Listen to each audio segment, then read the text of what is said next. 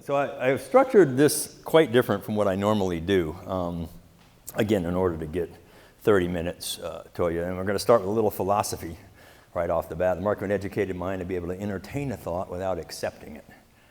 Wouldn't that be nice? Let's just entertain some thoughts. We don't have to accept everything I say. And you might not.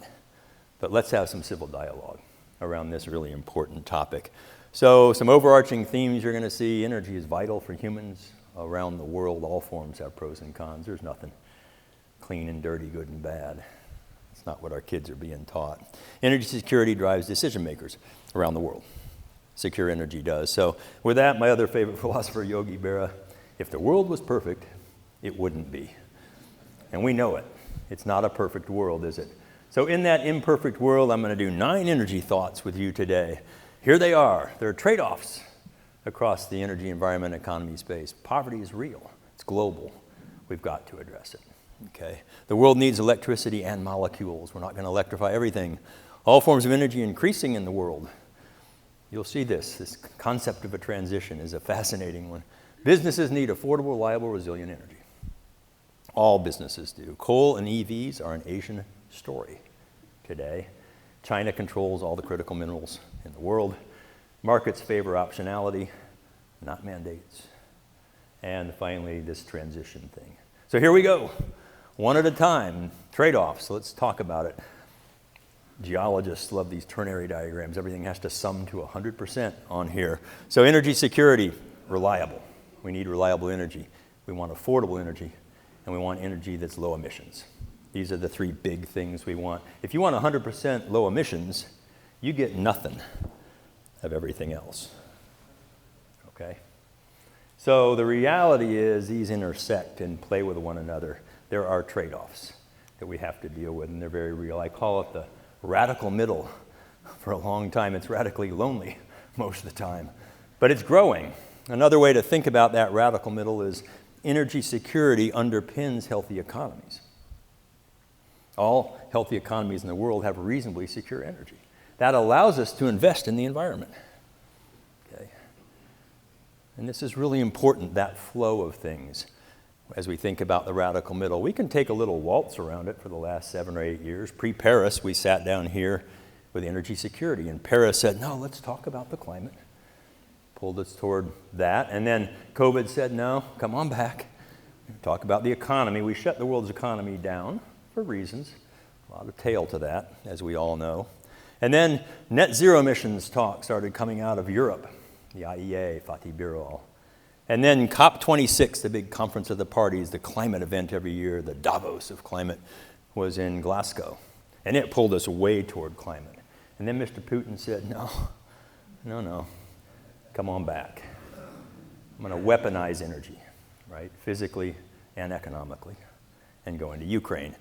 Every global leader started talking about energy security then. They always do, by the way, but now they were doing it publicly. And then COP27 in Egypt happened, and African leaders said with one voice, oil and gas is going to lift us out of poverty. It did you, and it will us. South Africa beats climate goal as blackouts / emissions. You can't make this stuff up, right?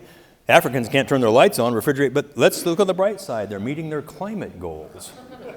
What? And some people celebrate that, not South Africa. And then a German recession hit just about a month ago. Very predictable, that recession based on European energy policy. So energy poverty is real. I've been lucky to be in 60 countries. Here they are, color-coded for you by a number of visits. I met a lot of people. Making our second film on energy poverty, I met this man about my age in Ethiopia. He had tears in his eyes when he told me his kids and grandkids have something he never had. They're in school for the very first time, and they'd come out of the bush.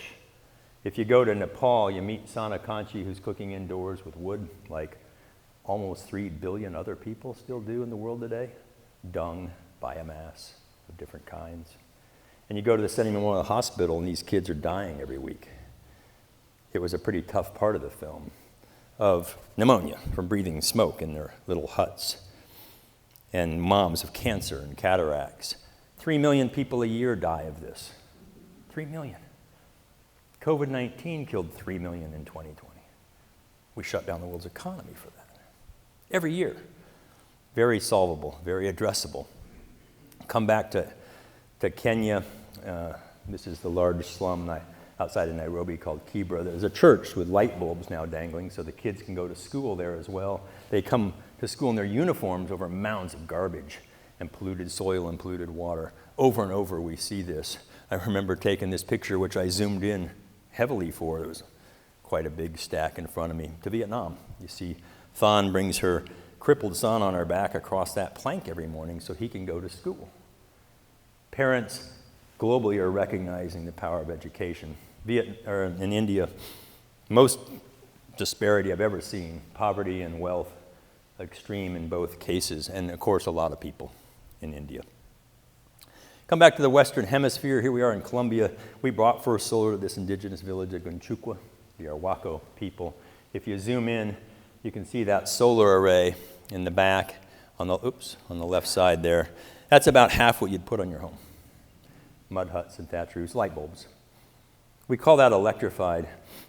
We wouldn't call that electrified. It's electricity and 2 light bulbs in each of those huts. It's a start. These kids, half of them will die before they become adults of a tooth infection or dysentery, something that wouldn't kill us for sure. And you meet the chief that last night as we turned on the lights here, the mamo they call them. They'd never seen each other at night in their own village, except over a fire. A really remarkably powerful moment for all of us. So here we are. This is the world we live in today. And if you look at global income in that world, it ranges, but the reds and the yellows, really extremely low. These are the least livable cities in the world, superimposed. Look where they are, where it's poor. Okay. And here's the most livable cities, right on top of where it's rich, blue on blue.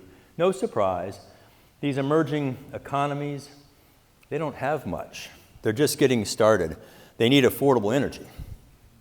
The developing economies here in pink, they have energy, but it's not secure. It comes and goes a lot to them. So they need reliable energy. And the rich world in blue, it's not that much, is it, if you look around at it? We want it clean, the developed world. We want climate security, and we want it clean. And clean in this case means low emissions. Pretty disparate view of the world. And what is clean? Well, if you go beyond climate, how about clean air, the stuff we breathe? It's cleanest where it's green, where it's rich. It's the dirtiest where it's red, where it's poor. Over and over this relationship, poor countries can't afford to clean up the environment. They have different priorities, the land, the air, and the water. You bring all that stuff together and you start to understand that this security of energy varies tremendously across the world today. We don't get it here, I promise. We don't understand how most of the world lives, even if you visited, unless you've actually lived there for years. 60% of the world still live at some level of energy poverty. 60%. So it's time, for sure, to power the people. I put out a piece recently, World's Road Out of Poverty is paved by energy, plenty of it. I called it Net Zero Poverty, but the editors make their own titles.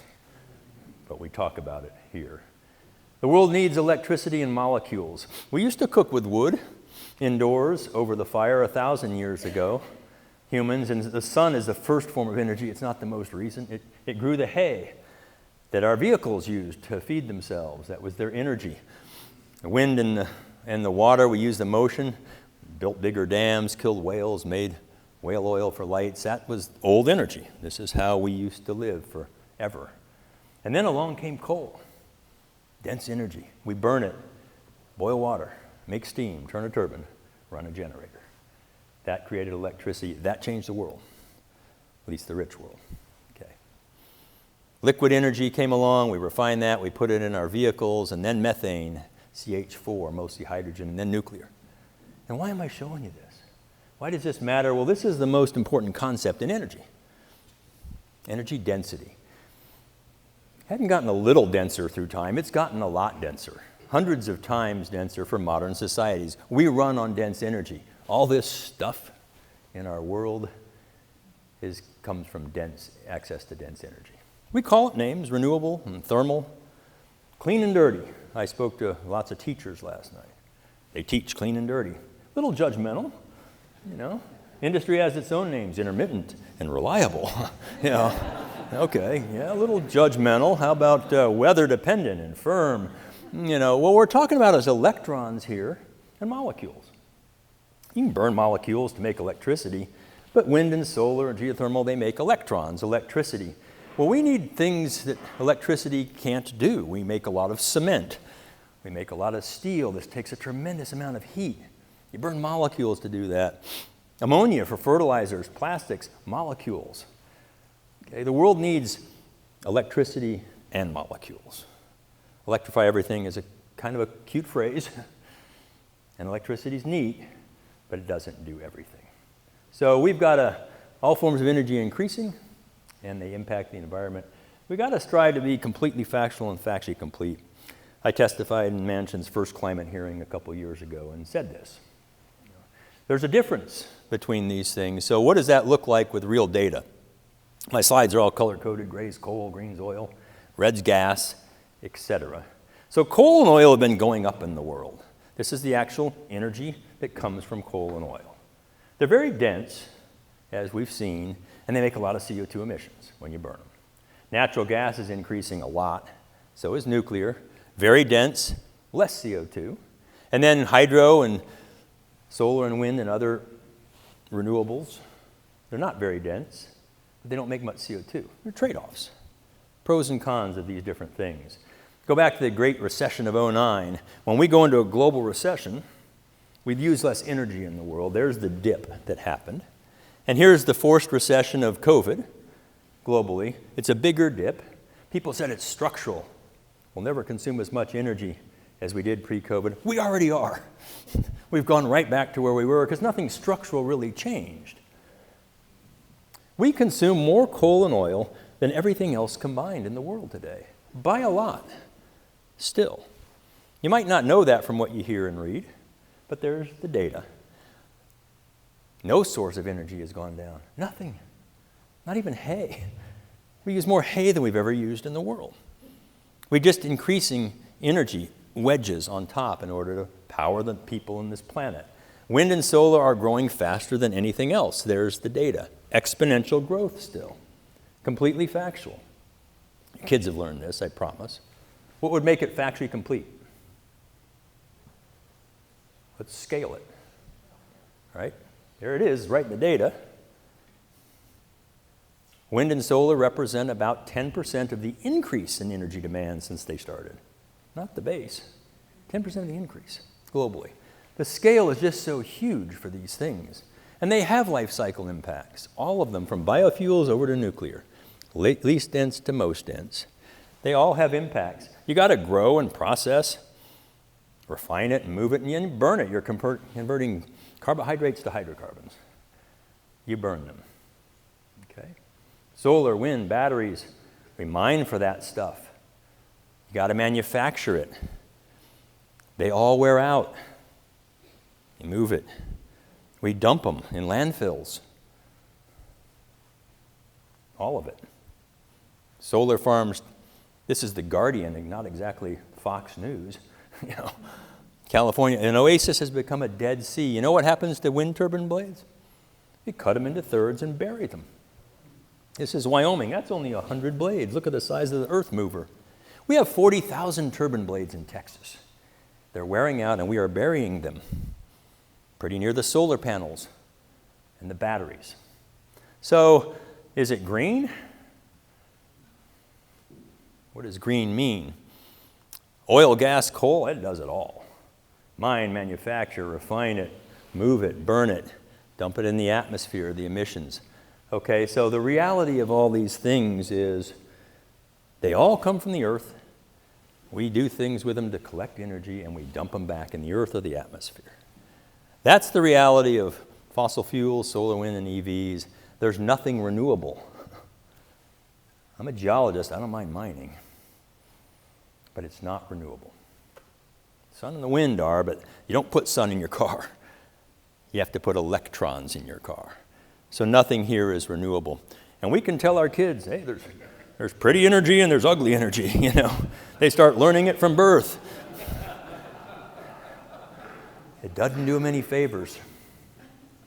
All right? It's binary, clean and dirty, good and bad, believer, denier, religious terms. It's not. Okay. It's not binary. Not simple, but it is solvable. Businesses need affordable, reliable energy. This is the gas that's consumed in each of these big geopolitical regions in the world. Here's the gas that's produced in those same regions. It's importantly, when you look closely, you see only 2 regions in the world consume more gas than they produce: Asia and Europe. This matters. Here are the reserves of gas, what you could produce with today's technology at today's price. We've grown a little bit with our shale, overwhelmed by Russia and the Middle East for gas reserves, and here's the rest of the world. Look at Europe and Asia. Not much. Who imports all the gas from LNG?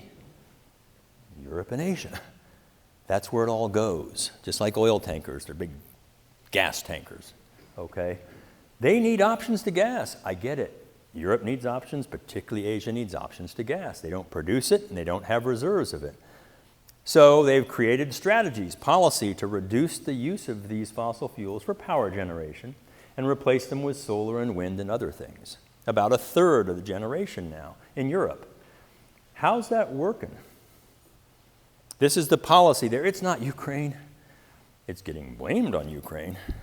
This predates Ukraine by a lot. Ukraine exacerbated some things. How's it working? Here's the cost of electricity in Europe last summer. 60 cents a kilowatt hour. Anybody know what you pay? Some of you who run big businesses, what do you pay for electricity? Manufacturing businesses? Probably about 12 cents, 10 to 14. 500% more, okay? Same with gasoline. And so this is a challenge. You'll hear solar and wind are cheaper. That's at the plant gate. That's this number called levelized cost, and it gets quoted. They're now cheaper where they're generated. To get it to you requires backup. It's not judgment, it's physics. Night happens, sun goes down, wind stops blowing, it gets cloudy, the winter isn't great, so you have to have backup. That backup is expensive. It makes it reliable. We want reliable. Cracks are emerging in the United Front to battle climate change. Macron called for a green pause. I was lecturing in Paris that day. Even The Economist said expensive energy may have killed more than COVID last winter. You say, really? Yes, the least among us. Heat or eat. It really happens. Crippling energy forced Europe's factories to go dark, BMW to move from UK to China. Crisis chips away industrial might. This is real. It's happening in California now, too. They're all moving to Texas. Promise. So here we sit, with this, industry needs secure energy. You need secure energy, affordable, available, resilient, reliable energy. You got to know what's coming, because that is about a big piece of what it costs to do business. Coal and EVs are an Asian story. What does that mean? My clicker is just a little behind my thumb, so here we go. China. Here's China's coal. This isn't for generation of electricity, which is only about 20% of the energy we use. Total energy, coal, everything else. More coal than everything else in China for energy. And it's a remarkable increase in coal. No COVID dip, didn't go down there. And China continues at a frenzied pace on coal, 20 gigawatts in a quarter, if you don't speak gigawatt. A big coal power plant is maybe 600 megawatts to 1 gigawatt, a big one. That's more than one coal power plant a week, still being built in China. It wasn't for a while, came back. Affordable and reliable. Let's put India right on top of China. Oops. Here, catch up with my clicker. Here we go. India passed China in population this past April. First time in centuries, China hasn't been the most populated country in the world. India is now. India consumes about a quarter of the energy that China does. So that's a per capita about 25% per capita. Here's the GDP of China and India. Mr. Modi wants to go where Mr. Xi is, grow the economy. Same number of people. How are they going to do that with energy? Let's slide India left a quarter of a century. Watch close. Look familiar? What's it going to do? If it builds on coal like China, game over climate. We're done. Global climate, done. Just CO2, incredible amounts from India and Asia. They could build on other things, natural gas, nuclear, solar and wind. Let's see what happens. Right now they're saying coal. Fastest growth in 33 years fueled by coal. It's affordable and reliable. We did it. The UK did it. Germany did it. Every modern economy is built on coal. And then you start to transition. Coal consumption looks like this. Ours has come down by half. It's remarkable in the rich world. Here's Asia. There's the rest of the world. There's the rest of the world. No coal. It's an Asian story, right? And it's not just China. Pakistan is going to quadruple domestic coal, move away from gas. Bangladesh backs coal with renewable problems. It's all across Asia. It's an Asian story. Unless you're Germany and Mr. Putin cuts off your gas. Then it becomes a German story again. Germany increased their coal 13% last year. The leading climate-thinking economy in the world. In the meantime, they shut down their last 3 nuclear reactors in Germany. You can't make this up. Nuclear emits nothing. They were already running. Go back to coal. Is it about climate or is it about energy security? What's it really about? I think you know the answer. Let's lay natural gas on top of coal globally. There it is, same scale. Natural gas is growing very fast. It's gone from a gas to coal ratio of 39% to 91%. It'll pass coal soon. And it's every geopolitical region in the world is consuming and increasing their gas. It's not an Asian story. This is a global story. Oil. Consumption, production. Only 2 regions in the world that consume a lot more oil than they produce. You guessed it, Asia and Europe. Reserves, the same story. North America has grown a little bit with our shale, overwhelmed by the Middle East. Even Latin America has more oil reserves than North America now. Here's Europe and Asia oil reserves. None. They need options to oil. Enter the electric car. Says it on the license plate. You know. And it's charging with an electric pump there that's running on diesel. You can't make it up. Let's burn diesel, make electricity, and charge these inefficient batteries. Great. You know. And yes, there are places in the world without power lines, but let's kind of look at that globally. The percent of EVs has grown to 18% of new sales. Now, an EV includes a scooter, like I almost nailed this morning, and other small things, especially in China. But 18%, where?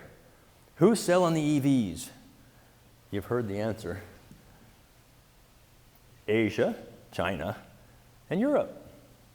85%. Here's the US, here's the rest of the world. 85% of EV sales are in China and Europe. Okay? They need it. They don't have oil. They don't have natural gas. 40 million sold so far, exponentially growing. Let's kind of take a look at that. Oh, those red ones are charged with coal. You've seen the data. How's that do for CO2, really? Is it a climate driver or an economy driver? You got to have charging stations. How many charging stations? Look, I didn't have any accurate numbers. I just made this one up, you know. Studies have shown accurate numbers aren't any more useful than ones you make up. How many studies showed that? 87. All right. Let's go with that. Let's electrify half the world's vehicle fleet by 2040. I don't know where that came from. But that's going to be 700 million vehicles if it's static. We have 1.4 billion today. It's not going to be static. It's going to grow. But keep it simple. That's going to take 300 million charging stations. Look at today to charge those vehicles. We fit the You fit the EVs sold, and you see you go from 40 to 700 million. All right, that's a lot. Have you seen the inside of a Tesla? How many drive a Tesla? Don't be shy, come on. This is a Tesla S, it's the big one. How many batteries? 7,000. Bigger than your cell phone, each one of them. 7,000, one car. All right, make the math simple. 5,000 batteries times 700 million is 3.5 trillion new batteries that wear out. We have tens of billions today for all of our gadgets in the world. 3.5 trillion that wear out. We've got to start doing arithmetic. Where do Germans think twice about EVs? Yes, they are. Auto execs are cooling off. You probably don't read these headlines. I do. Kia boss said, it's not really viable. Ford says, we're losing so much money, it needs to be considered a startup. Italy has now gone on revolt against EVs. And just yesterday, Lordstown Motors in Ohio filed for bankruptcy. You probably read about this. Okay, the big electric car that Trump put in place.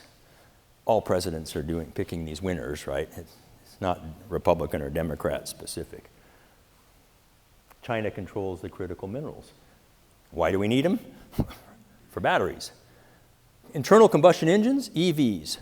On the right are the metals that go into them. 700% more minerals in an electric vehicle than a combustion engine. Not in the car, in the battery. 700%. Again, not judgment. Physics. Natural gas and coal, compared to solar and wind, 600% more metals. Major mining is in our future. Lithium. John Goodenough just passed this week, Nobel laureate, lithium-ion battery at UT. 100 years old, brilliant guy. This is our lithium today. Here's our lithium tomorrow, unfinanced projects, recycled supply, etc. And here's the demand for lithium to power those 700 million vehicles. It gets pretty volatile. There's a reason lithium went up about 900% over the last 3 years and is dancing around. Supply and demand fundamentals. Have you seen lithium mining? How many think mining is green? I've never had a hand go up, even with students. But they want solar, wind, and batteries. And this is one of the great challenges today in the world. These things come from somewhere. The countries are on the right, top 3 for each thing. The U.S. is leading in oil and gas. It won't forever. And here's copper, nickel, cobalt, rare earths, lithium, the top countries producing. Where's the processing happen? That's who controls the supply chains. Where's the processing of these metals go on in the world today? China. Belt and Roads. Bought it. Brilliant. Get out in front, buy the processing for all these things so you control the supply chains for solar, wind, and batteries. It was brilliant. And you need them. Starting to put all this together, U.S.-China relations are critical. Critical to the world, every country I visit. How is the relations going? It used to be U.S.-Russia. Sort of still is, but China. Markets favor optionality, not mandates. Remember when natural gas danced around from $5 to $15, and then it went $3, pretty stable. It saved the Obama administration, pulled us out of the Great Recession in 2009, cheap energy. Trump rode the wave, etc. Why? Because shale gas doubled in that time. Very stable, very affordable. Fracking saved our economy sooner than most economies. Yet we still don't like gas. You eat under these things, a chilly night in the restaurant, you get out there under the heater outside, you just heat the atmosphere directly, cut out the middleman, I took this picture in Aspen. They're very passionate about climate change there. It says it on the propane tank. No global warming. I spoke in California a couple times last year. How many in the 10? We're in short sleeves. It wasn't even chilly. Do Californians know propane is gas? They don't in Berkeley. They're cutting off hookups. They were the lead, and New York City followed, and many others did too. And then the courts came along just this year and said, no, that's illegal, at least from a 75 U.S. law. We'll see how it plays out. You can't mandate this. You can't mandate away optionality. It's a terrible idea for markets. Transportation is good. Electrify little vehicles. You're not carrying much of the battery and the weight. Electrify them. Cities, charge them at night if you have a plug. No emissions, quiet. The bigger they get, the denser the energy you need. Fuel cells, CNG, compressed natural gas. The plane I'm going to fly on later today, not running on batteries. Okay. Dense fuels. Different things. We need options as we go forward. Proud Tesla driver in Colorado. No oil, no tires, no plastics, no electronics, no knowledge of what oil does. May as well say I love mining. And look, John Hickenlooper is a good friend of mine for a long time, the senator from Colorado, former governor, geologist, the only scientist in the Senate of 100 of them. They're not mining in Colorado. We're not increasing the mining in Colorado or anywhere else in the U.S. It's not happening. Yet we're proposing more and more EV mandates. States are proposing more and more mandates as we go forward. Put out a piece in Fortune. It doesn't work. It's tempting, but it doesn't work. We're not that smart. So the last one, transition equals addition. We're sitting here. I actually believe this is how a lot of people view the transition. We're going to go from this old energy, coal, oil, and gas, nuclear, to new energy, just like this guy did. Ready? Here we go. He's in flip-flops. I bet we can all agree on this.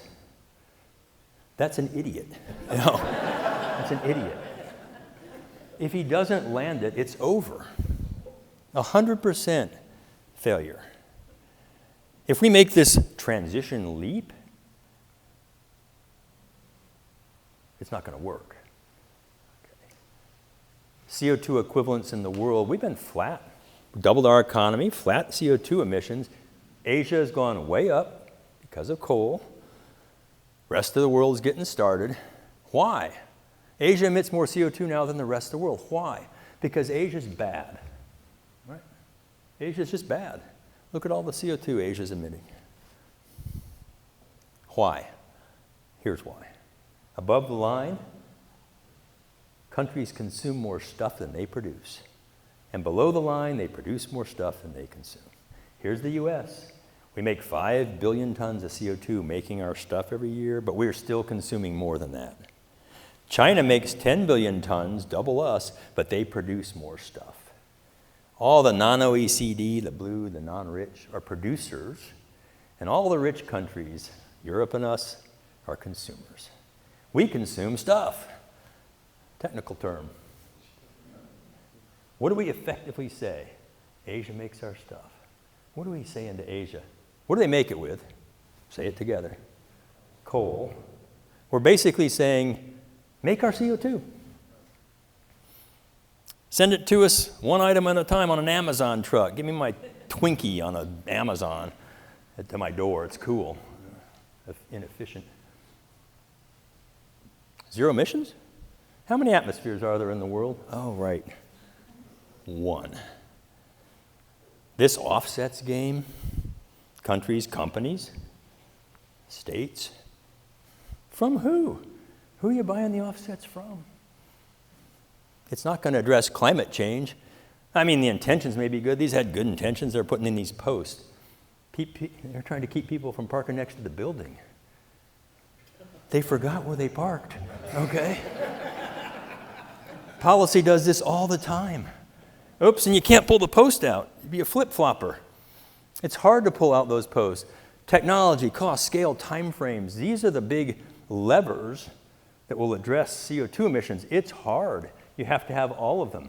Gas and nuclear replacing coal, hydrogen, geothermal, and hydro, carbon capture, direct air capture, solar, wind, and batteries. You may be invested in some of these things. And efficiency. So these are the big levers we can throw. Optionality is needed. Keep those portfolios broad. What governments give, governments take away. If your whole business model is government, it's risky. Okay. So this energy transition is addition. We're just adding energy plus emissions reduction. Pretty simple formula when you think about it. So let me wrap it. This is a map you've seen. It's the world's wealth. I'm going to fade it into the world at night. Beautiful composite satellite image. Take a look. See where the lights are on? See where they're off? Here's the world's energy mixes, same color scheme. I'm going to scale them to be proportional to consumption. Asia consumes half the world's energy today, makes our stuff. A lot of the world doesn't have much energy, and they don't have many lights. Now, you can take away coal and oil. Many want to do that quickly. You can even take away gas, because it's a fossil fuel. Get rid of nuclear, and even get rid of hydro. What's left? Look at it geopolitically. 6% of that is what remains. Let's darken the world's lights by 94%. Here we go. How's that look? I mean, really? Does it look like the future? It's the past. Let's turn them on. We need them. We need those lights. Hunger, clothing, shelter, clean water for 1 billion people in the world. Education and healthcare for another 1 billion. Women are going for the wood.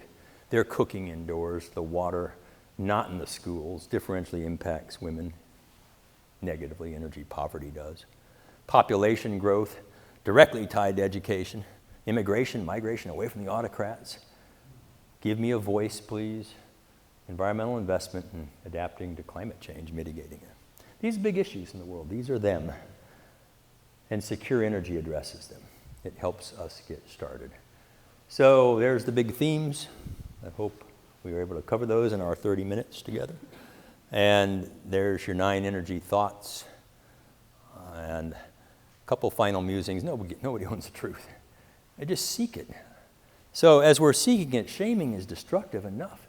Your kids go online, mention oil and gas, they're going to get canceled today.